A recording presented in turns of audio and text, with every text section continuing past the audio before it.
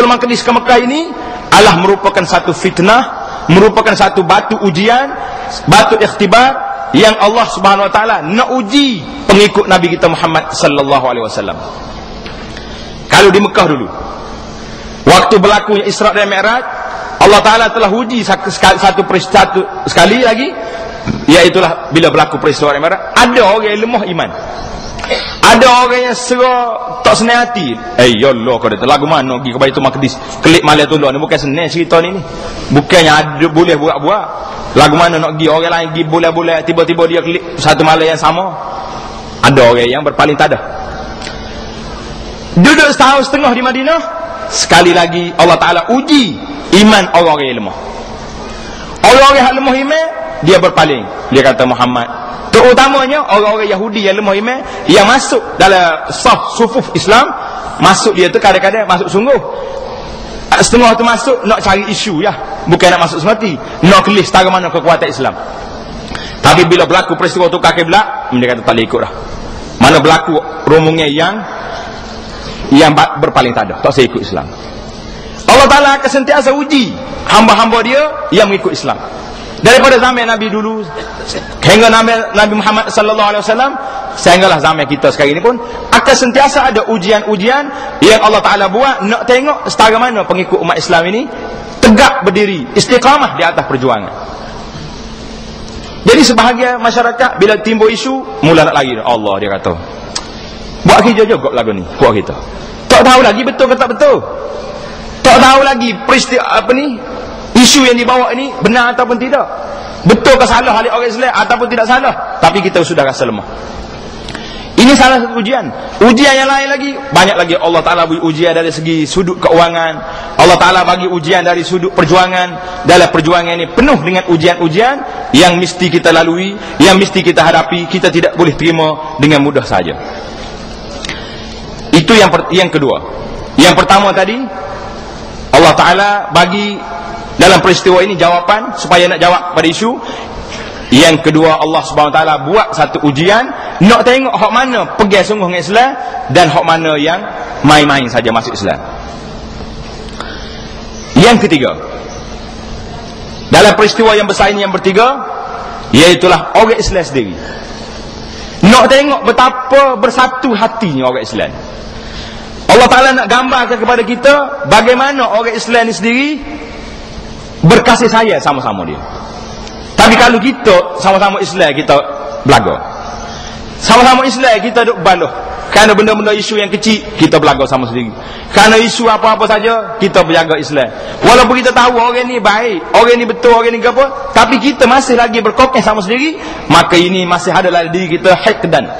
Masih ada lagi dari kita sifat-sifat yang ditunjuk oleh orang Yahudi tadi. Kerana apa Yahudi tak terima? Alladzina atainahumul kitab ya'rifunahu kama ya'rifuna abna'ahum. Dia tak terima ni kerana apa?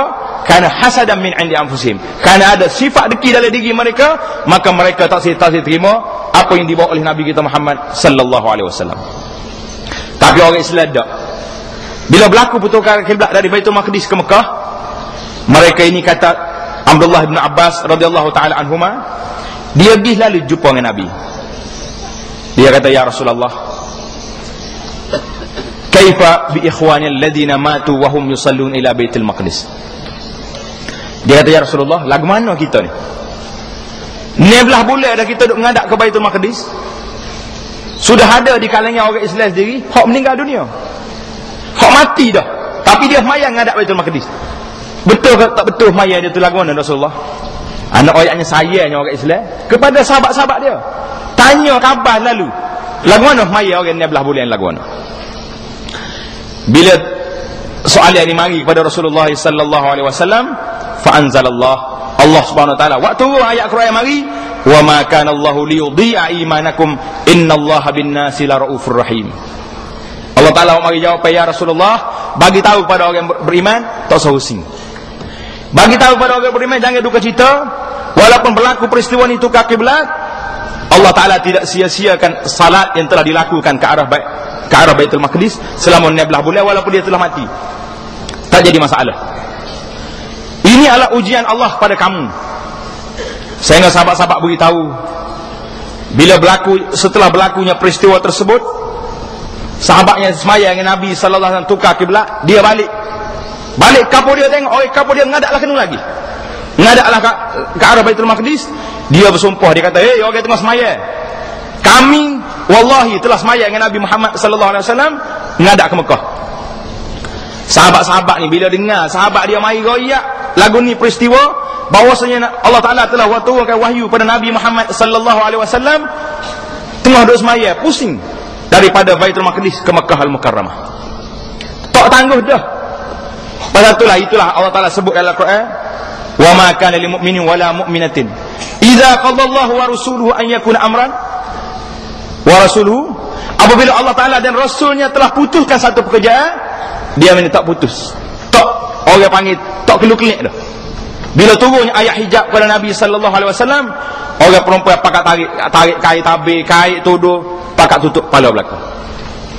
Tapi di zaman kita sekarang ni, di zaman moden, dulu orang panggil moden, lorang orang panggil zaman hadari. Makna serupa ya, cuma orang ni bahasa Arab, orang ni bahasa Melayu. Bila sebut ayat Quran suruh tutup aurat, dia pergi tanya lagi, sekat mana nak tutup? Kalau pakar orang panggil bolah tekok dah, alik bawah terbuka lagu mana? Tak apa juga kita lagu tu. Inilah di saat-saat akhir ni kita tengok ramai ibu bapa kita, ibu bapaknya tipu dah anak-anak dia. Kena tipu tak kena tipu orang lain ni? Dia pula yang atas tu. Hal bawah biar terbuka. Tukar seluar, adik ke seluar, pakai belakang. Tak ada pakai seluar apa ada setengah tu. Kita tuduh dah. Tutup kepala dah buat kita. Jadi itulah sahabat-sahabat bila dengar peristiwa Nabi kita sallallahu alaihi wasallam tukar kiblat tengah duduk semaya pun paling tukar kiblat. Nak royaknya orang ni, orang zaman sahabat-sahabat ni panggil waqaf. Sangat berhenti kepada nas Nabi kita Muhammad sallallahu alaihi wasallam. Malahnya peristiwa ini tidak diajar. Fiqh sirah Nabi sallallahu alaihi wasallam kita tidak terima dengan kita ngaji gapo dia yang terkandung di dalam tu. Jadi alhamdulillah kita di ilmu ni banyak dah. Telah diajar tentang sirah nabawiyah pun kita telah mengaji. Semuanya oleh kerana betul dengan sejarah ini disebut oleh sebagai ahli sejarah, di antaranya Ar-Rahiq Al-Makhtum sebut peristiwa ini berlaku dalam bulan Syaban, dan banyak dah cerita-cerita lain bulan Syaban yang kita dengar. Jadi kita kena perangat balik peristiwa pertemuan Islam dengan Yahudi. Jadi habis kata ya ke Yahudi ni dak lagi. Bukan sekat tukar kiblat ya berlawan dengan Yahudi ni. Bila habis peristiwa tukar kiblat, mari bulan Syawal pada tahun tersebut balas pula Yahudi dengan Islam. Yahudi terakhir dikeluar oleh Rasulullah sallallahu alaihi wasallam daripada Madinah, iaitulah Yahudi Bani An-Nadir yang telah Nabi kita halak keluar selepasnya berlaku peristiwa Al-Ahzab pada tahun yang kelima Hijrah. Tapi Yahudi tetap Yahudi. Sifat deki dia tetap dengan sifat deki dia, dia tidak akan ubah sekali-kali, dia jadi orang jauh, orang baik. Kalau kita tengok sekarang ni, bagaimana Yahudi buat perancangan nak membunuh umat Islam. Dulu dia masuk nyelik ikut orang British mari. Dia nyelik ikut orang Perancis masuk. Sekarang ni orang putih balik dah. Baru saja kita menyambut ambang merdeka. Merdeka kalau kita baru ni. Merdeka. Nak sambut merdeka pula bukan main-main. Pukul 12 malam tak boleh kurang seminit, tak boleh lebih seminit, mesti akad bendera. Jadi bila habis ambang merdeka ni, mari pula ambang Ramadan. Jadi kita duk main ambil semua ni. Bila nak merdeka, mesti tarik. Sebut merdeka ni bila? Serupa dengan orang bel masuk waktu maghrib nak buka puasa. Rupanya ambil merdeka ni, patut disambung ambil Ramadan ni dekat-dekat juga peristiwa kita. Jadi tak boleh kalau salah lebih seminit dua, tak jadi merdeka kau lagu mana? Tak jadi. Macam kita buka puasa kan? Nabi kata sunat nak buka puasa ni bila masuk waktu tak boleh tangguh-tangguh dah. Pung orang bel tu selalu dah. Bismillah. Makan selalu. Supaya juga kita masuk ting 12 malam tu takbir, takbir pula. Merdeka pasal saya duduk takbir. Alhamdulillah bin Salah tadi pun takbir. Bila dengar Nabi SAW ni takbir selalu. Jadi merdeka selalu 12 malam. Jadi kita duduk bicara orang Yahudi ni tak habis-habis cerita dia. Bila dia tak boleh masuk dengan senjata, tak boleh masuk dengan tentera, dia terang masuk Iraq, tak sudah-sudah hari ni berapa tahun dah masuk.